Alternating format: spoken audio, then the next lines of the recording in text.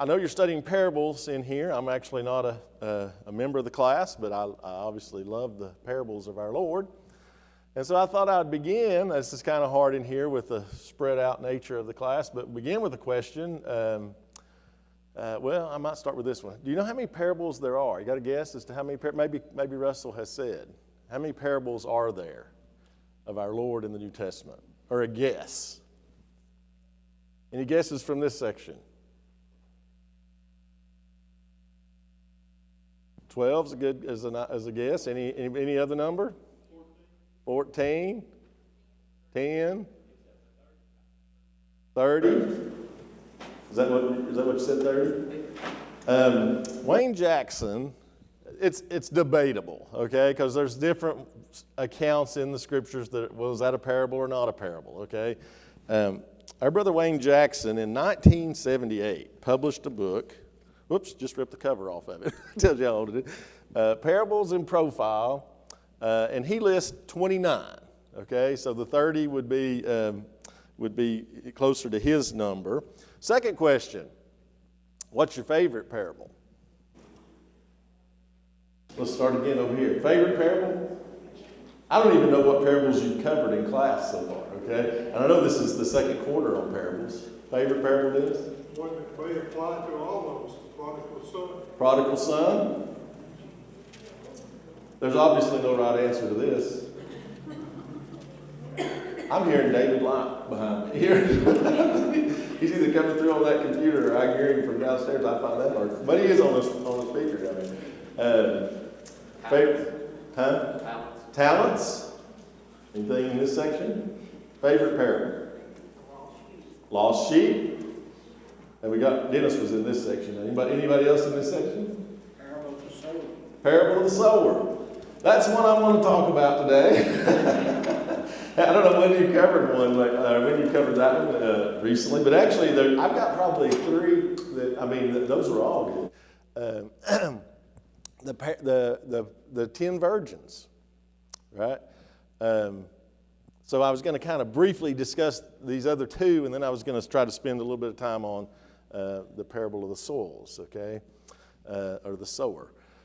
So the 10 virgins. What do you remember about the 10 virgins? How many were there? 10. What did they represent? This is a good way to teach you. Just ask questions. You don't have to. What did the 10 virgins represent? Well, they're people, obviously. Did I hear an answer? Christians. All 10 of them? All of them, okay? All 10 of them were Christians, okay? They were all virgins, all right? But how many got in? 5. So if you're a numbers guy, like I am, and you start going through the parables with the talents, how many people were involved in the talents? 3. How many, when you say got in, that was with the virgins. How many were faithful and how many were unfaithful? 2 faithful, 1 unfaithful. That, as a percentage, that's what? 66% good, favorable, 33% unfavorable. Again, all Christians, all right? The virgins, how many got in, how many didn't? 50%. What was the oil in the lamp? Because 5 had it and 5 didn't, right? 5 weren't. The oil in 5 of them's lamp wasn't enough to sustain their lamps till the bridegroom came. They had some oil in their lamp at the beginning, but they didn't have enough oil to sustain them till the bridegroom came. But 5 of them did. So they're out trying to get more oil that night when the bridegroom comes. Okay? So what was the oil? Faith. Faith's a matter of degree, right? It can be great or none. It can be full of faith or weak in faith. Okay? And so faith is a matter of degree. The 5 had enough to sustain them. Faith sustains us here, what we are convinced or motivated convinced is true, convinced, persuaded is true about God's word. Can you grow your faith? Oh, obviously, yes. It's a matter of degree, and it can grow and it should grow. Okay? And 5 had enough and 5 didn't. And then when you go to the, all right, so there's another one. Yes, sir. I know that there's a certain amount of faith that is required before you get to heaven. I would. My answer to that question is because that's a lot of that was commentary on my part. Okay, my answer. So, how much faith does it take to get into heaven? What degree do you need? Okay, when do you cross? When can you put it on a scale and measure it and say that's enough? Okay. Well, obviously, you can have faith. This is my answer, and it's a pretty quick answer, but you can have faith prior to obedience. Okay. But your faith has to be strong enough for you to obey. Okay? You have to get to that point. And then I would suggest it needs to keep growing. I'm going to tell you, when there's probably 100 people in here. There's 100 different degrees of faith in here today. Okay? And so there's somebody on the very low end, there's somebody on the very high end. Okay? And everybody in between. 100 different degrees of faith, and my answer is it just needs to be growing. Okay? Past the point of obedience. All right, but so I have another favorite parable that comes to mind. The marriage of the king's son. That is in, where's that at? Marriage of the king's son's in Matthew 22. I'm not going to read it. It's 14 verses long. Maybe you remember it or you don't. Does anybody remember the marriage of the king's son? I want to say is that a different one? That might be the same one. That's not the point I'm trying to remember, though. Okay, they did go invite people. And That was a king weren't prepared. right. Well, there was one guy. In the one I'm thinking of, there's one guy that wasn't. That he came in. Let's read it here, because I don't want to say it wrong. Maybe I'm talking about I don't know if there's two parables or if it's the same one. Let's read it. It's been a while. I just got this notice a couple of... This is all refreshing to me. Matthew 22, verses 1 through 14. And Jesus answered and spake unto them again by parables and said, The kingdom of heaven is like unto a certain king which made a marriage for his son. Okay, yes, you're right. He sent forth his servants to call them that were bidden to the wedding, and they would not come. He sent forth other servants, saying, Tell them which are bidden, Behold, I have prepared my dinner, my oxen, my fatlings are killed, and all things are ready, come unto the marriage. But they made light of it, and went their ways, one to his farm, another to his merchandise. And the remnant took his servants, and entered them spitefully, and slew them. But when the king heard thereof, he was wroth, and he sent forth his armies, destroyed those murderers, and burned up their city. Then saith he to his servants, The wedding is ready, but they which were bidden were not worthy. Go ye therefore into the highways, and as many as ye shall find, bid to the marriage. So those servants went out into the highways, gathered together as many as they found, both bad and good, and the wedding was furnished. Okay, absolutely right. Okay, so what's the wedding? To come to the church, okay? And so the people make light of that. And like it's no big deal, or they got time, or no hurry, or whatever. Yes. Okay, keep reading. And when this is the part I was thinking about. And when the king came in to see the guests, he saw there a man which had not on a wedding garment. This is somebody who came to the wedding, but didn't have on a wedding garment. What do you know about wedding garments in this time? Anything? I wouldn't have known it if Wayne Jackson hadn't said it, but they actually supplied wedding garments at the place, and he just kind of bypasses it and goes on by. Okay, so he don't put on the coat or whatever it is he's supposed to have on. What do you think the wedding garment is? Could be the same answer we answered with the other question, right? The oil and the lamps, the faith. Say it again. put on Christ. Well, he's at the wedding. I'm again, Just as long history. I'm saying the wedding is coming to the church, okay, but he came into the wedding and he didn't do what he was supposed to do when he got in there. Look what happens. I'm trying to scare us. I'm scaring myself when I read these things, okay? If you like, I don't like the word scare, but I rightfully cautious. And when the king came in to see the guests, he saw there a man which had not on a wedding garment, and he said unto him, Friend, how camest thou in hither, not having a wedding garment? So what do you think? What would this conversation represent? Judgment. We all going to have a conversation with the Lord someday? Yeah. Friend, and so he's standing before the Lord, the king, in judgment, and he's like, you're not dressed like you're supposed to be.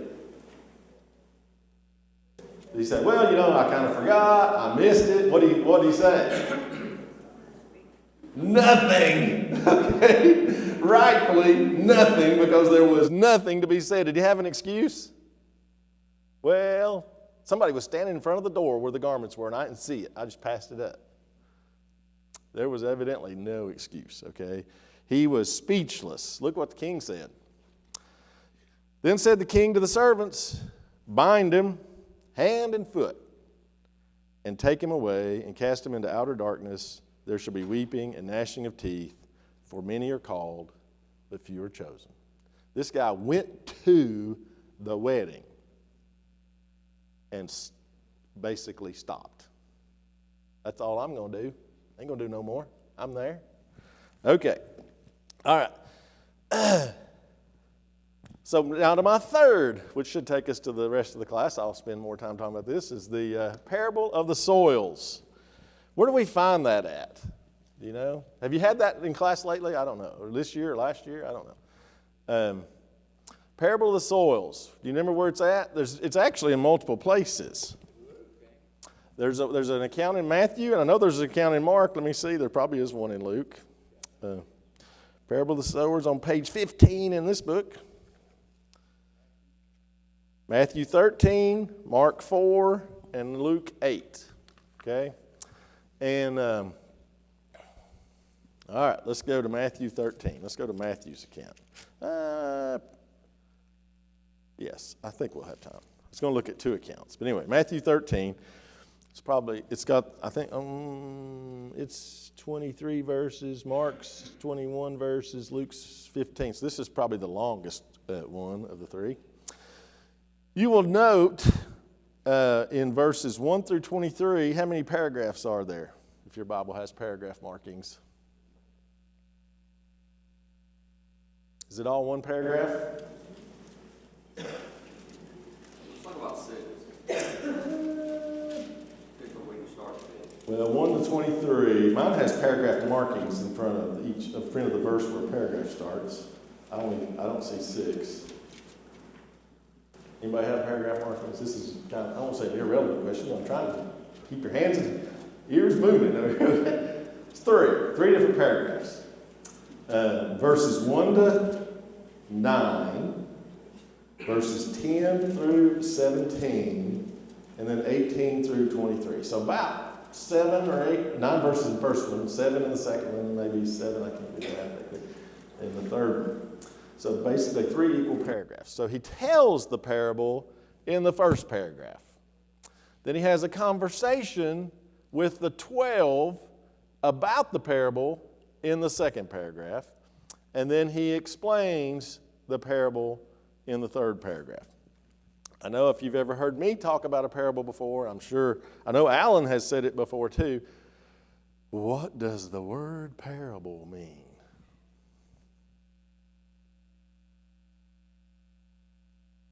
Alongside. Parable, is that an English word? It is an English word, but did we have it in the English before we had the Greek New Testament?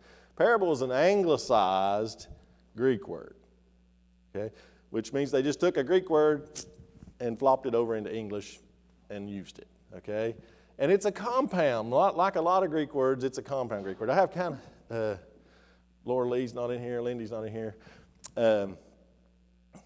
I have a kind of a comical thing about my Greek. I think I'm a Southern Greek, okay? I tried. I had. I don't know if I had any Greek in college, but I studied a little bit of the tools to try to study Greek words, because there's a lot of tools available. Okay, you don't have to be able to read Greek to use the tools. And one of the things that was kind of helpful was learning the alphabet. There's 24 letters in Greek, and so I learned the alphabet saying it my own way. Alpha, beta, gamma, delta, epsilon, zeta, eta, theta, iota, kappa, lambda, mu, nu, xi, omicron, pi, rho, sigma, tau, epsilon, phi, chi, psi, omega. I was doing that with our 7th and 8th grade class when Laura Lee and Lindy were in there, and their mom had taught them Greek, okay, and they knew taught them the Greek alphabet, and they knew the letters. Alpha, beta, gamma, delta, epsilon, phi, iota, kappa, lambda, mu, nu, xi. Kind of like a French way of saying it in my book. and actually, when I took Ken Mears' class, that's the way he said it. I'm like, well, I must be wrong. Okay, but anyway, a parable. It's parabole or parabolo. Okay, and I know Alan's probably watching. He's going, ah. But compound Greek word. A lot of compound Greek words that use a preposition as one of the compounds, okay? And in English, there's probably, you know what a preposition is? Anywhere a cat can go, okay? It's that's what they teach them in school. Anywhere a cat can go. It's the relationship between two nouns. Are you in the pew or on the pew right now? You're both. Okay? Why could you say you're both? You got sides on it. If you were sitting in a pew that didn't have any sides on it, would you say, I'm in the pew? You'd say you're on the pew. Okay? Anyway, are you in the room? You're in the room. If I was, anyway, in Greek there's 16-ish, maybe 17. In English there's like 1,000. Different, or maybe 1,300 or something. There's a bunch of prepositions in English, okay? But there's only a few in the Greek. And those 16 or 17 prepositions are used a lot of times in compound Greek words. And one such compound Greek word is parabolo or parabole. And the para is the preposition, which means alongside. Like I'm alongside the table, okay? So I'm para the table. Bole means to throw, okay? So parabole means to throw alongside. And so our Lord used parables, to teach. He would throw down an earthly story alongside a heavenly meaning, okay? You might call it a riddle. I don't know if that's, I say that and then I always hesitant. I wonder what the Lord thinks about me calling his teachings riddles. But it's like you have to figure out what he's talking about, okay? And some people figure them out and some people don't. That's what we're going to read here in the parable of the sower. So Matthew 13, beginning in verse 1. The same day went Jesus out of the house and sat by the seaside, and great multitudes were gathered together unto him, so that he got into a ship and sat, and the whole multitude stood on the shore. And he spake many things. So this isn't the only, obviously, and there's multiple parables in this chapter. He spake many things unto them in paraboles, throwing down alongside. And so it has been mentioned, they could probably look up on the hillside and see a sower up there throwing down some seed. So he's going to use that analogy, comparison, to discuss a very meaningful spiritual point. And one that I think is very meaningful to us today. He says, "Behold, a sower went forth to sow." You know this parable, right? He sowed seed. What's the seed? Well, we're going to get to the meaning of it in a minute. He sowed seed, and it fell on how many different places? Types of places. Is it 3 or 4? The wayside, the rocky, the thorny, and the good. Okay? 4 different types of soil. So he's just broadcasting seed. I do a lot of grass seed in my current life, and I throw a lot of grass seed down. And it's going to fall where it falls. I don't go put it down, it's going to fall where it falls. And so 4 different kinds. And the first kind, stony places. No, first kind is wayside. Wayside. You know what a wayside is, right? The side of the way. Okay. And I always picture my neighbor, Elmer Holder. I don't know how many of you knew Elmer Holder, but he was a soil conservationist and I would call him a master gardener. Okay. Came home every day from working in the soil to work his garden. And Maxine, his wife, would call him Elmer Lee. And every day he would be in the garden, and when supper, and I'd be outside, playing, whatever. He'd be in the garden when supper was ready, and I could hear Elmer Lee from the back porch, come to supper, okay? But he had a garden that was probably, wasn't quite the length of this room, but maybe 2/3 or 3/4 of the room. It was at least an acre garden, okay? And he would till it up every spring. And then he would always walk in the same place, right down the middle. What happened where he walked? It got hard, packed down. So if you were going out there, he didn't do broadcast seed in his garden. He would, put it in the right place. But if you were out there, if you had tilled the whole thing, you make the soil soft and fluffy. So, and then you actually, it's best, I'm not a gardener either, but I'm pretty sure it's best to poke the seed under the ground, okay? But if you were just and I do this with yards, I make the ground soft, and then I broadcast seed. Does it get under the soil when I broadcast it? No, it's laying on top, okay? But how does it get under the soil? How do I want it to get under the soil? If it can, Rain. Rain pelts down, bounces a little dirt up on top of it, and kind of beats it down in there, and it hopefully can get down in there and germinate, okay? But if you're throwing seed on a hard ground, is there any chance of it soaking down into the ground? No. It's just going to lay there on the top. Okay. So the first seed's the wayside. The second seed's the stony places. If I throw grass seed out on my septic tank, I wouldn't really call that a stony place, but it kind of is a stony place. It has about, maybe 4 inches of dirt on top of it. About August, what happens to my septic tank? I got a brown rectangle out in my yard. I can tell exactly where my septic tank is. I got the ability to move some dirt. I ought to throw some more dirt on top there. But anyway, stony places. So the grass seed comes up on my septic tank in the spring. It'll come up, look nice and everything. But as soon as that August sun hits it, dead on a doornail. And verse 6, when the sun was up, it was scorched because it had no root. It withered away. Some fell among thorns.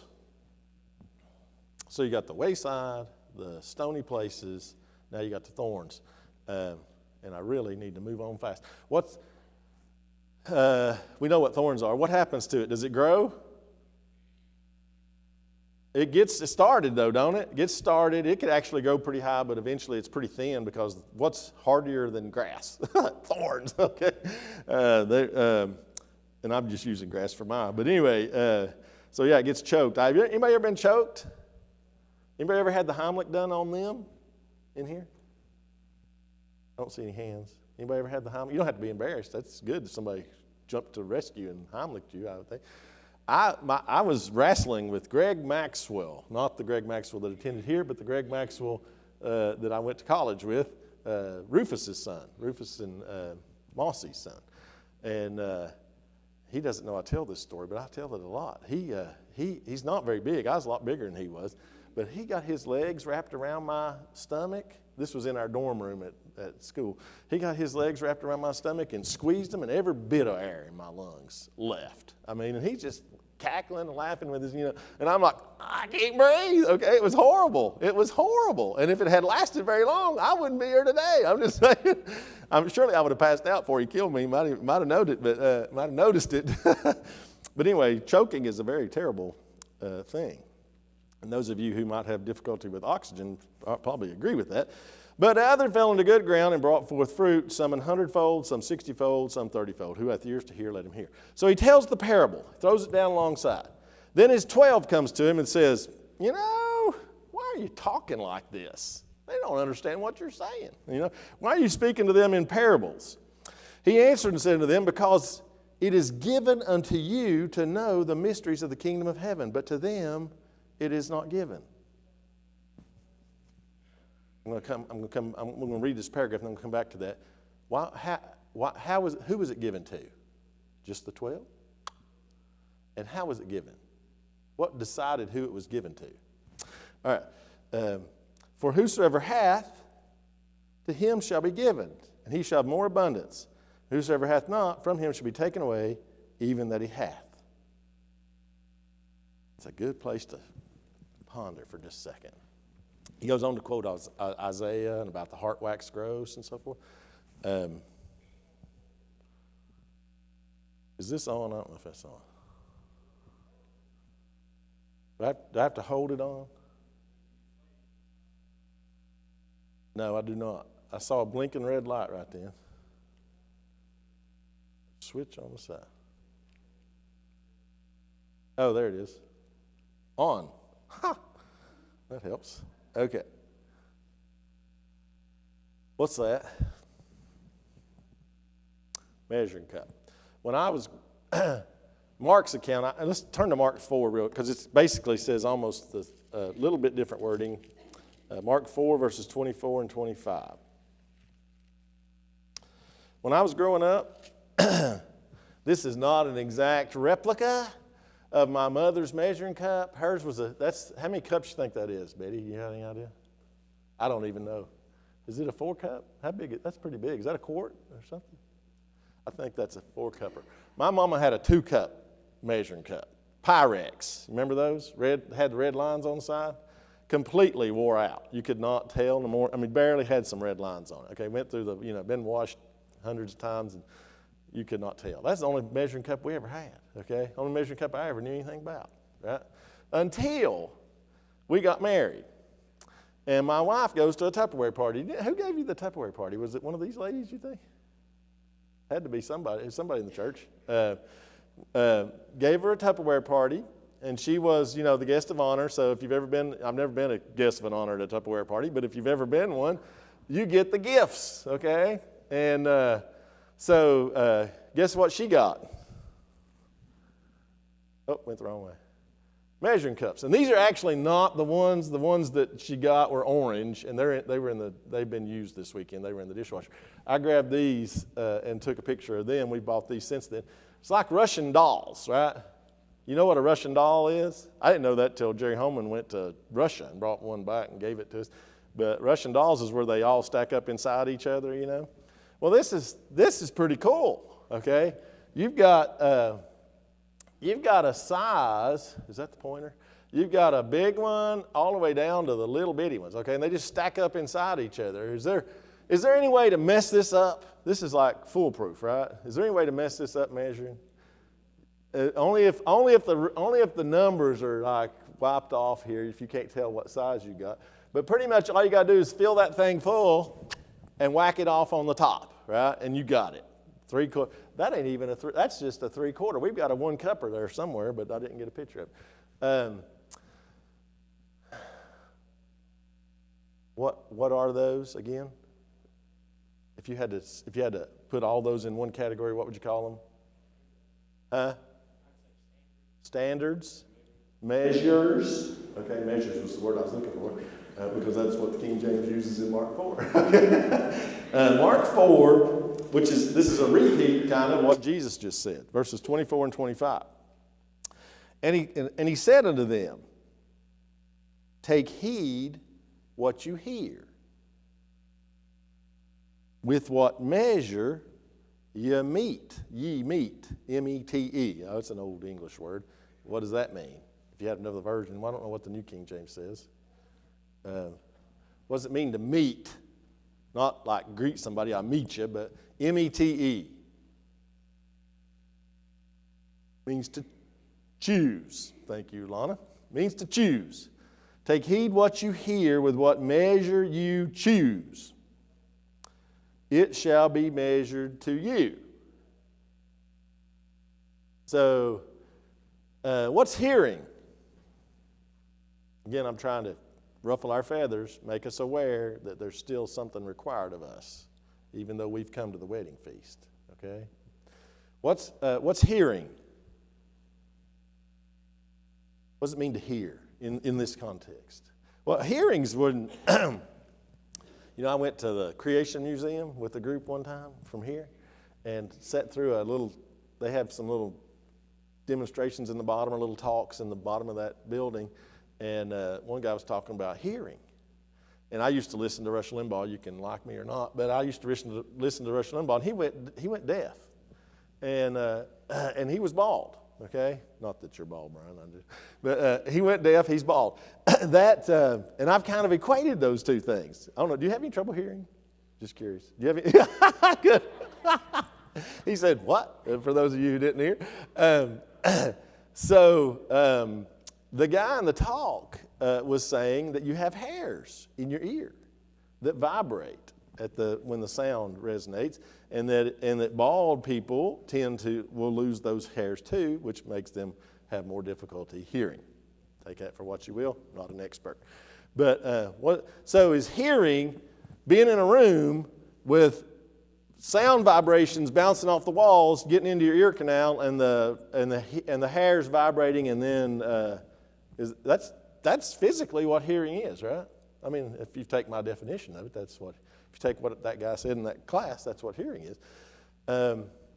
What's hearing in a spiritual sense? Understanding, grasping, wrapping your mind around something. Who controls how much you understand? Say you're here in this room this morning with me doing the talking and the teaching or whatever, and these sound waves are vibrating off the wall, and are you hearing or not? Who determines that? Are you grasping or not? Who determines that? It's both. Don't I have to kind of be prepared? Don't I need to make sure I'm speaking the truth and that the information is needful and beneficial and not like a waste of time? Don't I have a part in this? A responsibility in this? Absolutely. But do I have all the responsibility? Can I make you hear? I could be talking about a farmer sowing or going to a Tupperware class, and you go, "Yeah, I went to a Tupperware class. Man, there was 100 people there." And of those 100 people, there were some of those people that I didn't understand why they were there.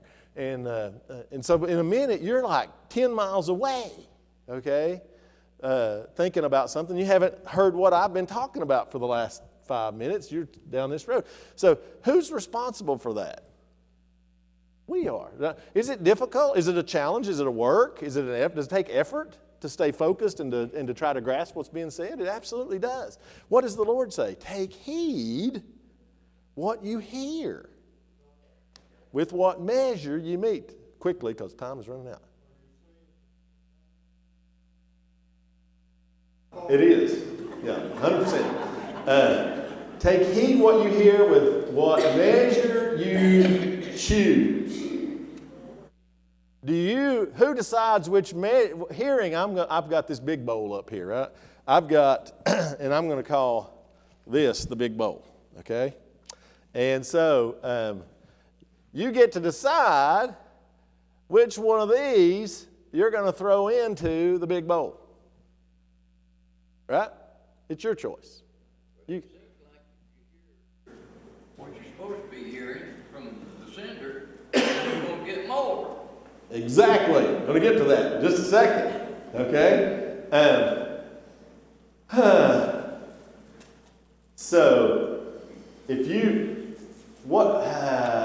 how would you describe somebody who picks the teaspoon, the 1/8 teaspoon? That's the smallest teaspoon we have, is 1/8. I don't know if you go smaller than that or not, but I can't imagine that something would require less than that in a recipe. Maybe you ladies know, but what's the difference between? How would you describe the difference between somebody that took a 1/8 teaspoon and somebody that took that's a 3/4, but I always like to say the 1 cupper.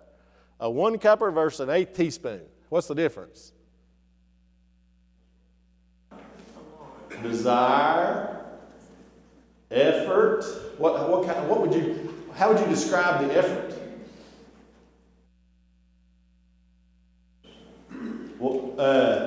What if you? Let's just use an example. What if the only time you thought about this class was when you arrived, and the only time you think about it even when you're in here because you're on your cell phone, you're just kind of getting every other word or whatever. Is Would you describe that as the 1 cup or the 1/8 teaspoon? I'd say that's the 1/8 teaspoon. What if you were the person who said, we're going to study, you didn't know what parables we was going to study because I didn't know either till a little bit ago. But what if you was the kind of person that said, tomorrow or next week we're going to be studying this parable. And so this week I'm going to be studying this parable in preparation for that class. Would you call that a 1/8 teaspoon or a 1 cupper? I'd call that a 1 cupper. Let me ask you a question. Who got more out of the class? The person who'd already studied it before, or the person who never even considered it before they got there? Have you ever been to classes? Have you ever, take Bible out of it. Take computer. I used to do computer classes. Would I get more out of a computer class of a topic that I knew about, or more out of a computer class that I had never studied about before? Why? You already knew the vocabulary. I already knew the vocabulary. What else? You were interested. I was interested. Now I'm going to go back to a spiritual application of this. I have forever suggested strongly in my mind the best way to study the Bible for me is memorization. Okay, and I know that gets harder with my age because my brain becomes less malleable. I'm going to use that as an excuse. But it don't stretch like it used to. If I'm memorizing something now, how many times you have to read something to memorize something? Well, okay. How many times you have to go over something to memorize something? Well, it depends on how big it is. If it's short, you don't take that long. But we do some of this in the classes that I teach, some memorization. But I have to go over it probably so there was a time, anyway, bells going to ring. And this is obviously not bragging because I can't do it now, but and I didn't finish it then. But I said I prefer to memorize paragraphs, chapters, as opposed to one verse at a time. Okay, because I just want to put it all together the way the Lord put it together. Okay, what He said first, what He said second, what He said third. So there was a time in college when I tried to memorize the book of Ephesians. Okay, and I actually got through 4 chapters. But I didn't get the last 2. I don't know what happened. I never got the last 2. So I got through 4 chapters. Question. If I hear a sermon, even today, if I hear a sermon or a class on Ephesians 1, 2, 3, or 4, do I listen closer or less close? Closer. Why? It's in my mind. I've studied it before. This might be the competitive nature of me, but I think I'm not uncommon. I think I know Ephesians 1 through 4 pretty good. I think I know 1 Corinthians 15 pretty good. Okay?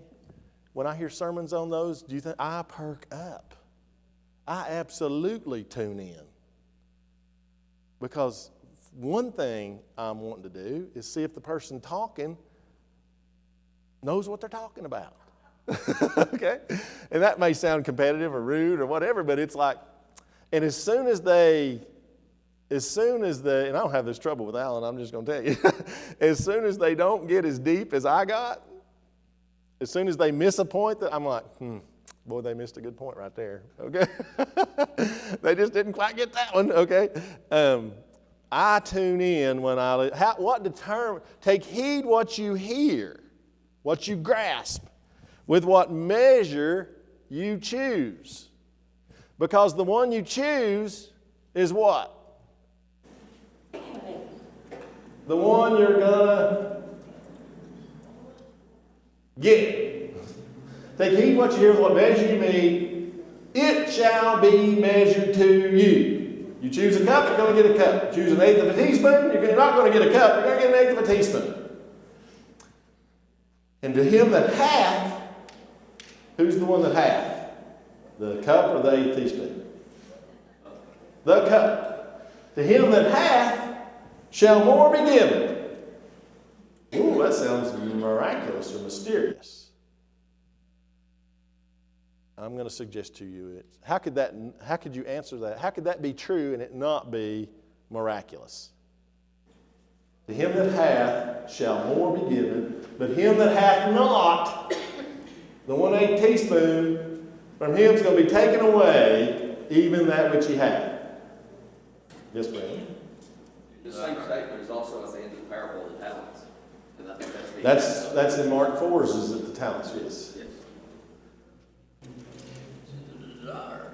It's a desire. Exactly right. If I go, and there's some standard. If I go in with a cup, I'm going to get a cup. What am I going to think about? Ooh, that was good. Gonna get another That was good. I can't wait to go back and get another one. If I go in with 1/8 of a teaspoon, I'm going to get 1/8 of a teaspoon. What's going to happen? I'm going to get distracted. That didn't really taste good. I don't really care. It doesn't matter. That didn't have any effect on me. Oh, well, that wasn't even worth it. So why would you go back for more? Going back to Matthew 13, where he's talking to the 12. We'll finish with this. Just reading this middle paragraph. It's given unto you to know the mysteries of the kingdom. To whom was it given to? The people who cared enough to come ask a question. The people who cared enough to say, what are you talking about? How many people were there that didn't ask a question? A bunch. Was it given to them? No, they just walked away unfulfilled. For whosoever hath, to him shall be given, and he shall have more abundance. But whosoever hath not, from him is going to be taken away even that which he hath. He got in the parable of the sower, what took away the seed that was on the wayside? A bird. Who was the bird? Satan. The Bible being the seed, my brain being if it's a hard brain, a rock that it can't get in there, it's going to lay on top, Satan's going to come take it away, going to distract me. That wasn't that big a deal. But if it gets in there, if I let it get in there and let it make a difference, I want more. Blessed are those that hunger and thirst after righteousness. Okay? Is it possible to, when I miss a meal, that's pretty much all I think about, okay, till I get food, okay? It's pretty important to me. In fact, if I miss a meal for 2 days, there ain't nothing else I'm thinking about, okay? And can my Bible study be that way? Can my desire to know this book be that way? Could I hunger and thirst after righteousness where I just can't stand it if I don't get it? Absolutely I could. All right, I didn't finish. And he says, this is what Isaiah was talking about. They could hear and not hear. They could hear and not understand. They could see and not see. This people's heart is waxed gross. Their ears are dull of hearing. Their eyes, they closed. Not the Lord, they closed it. Pay attention to what you hear. I'm going to stop. Thank you very much for your kind attention.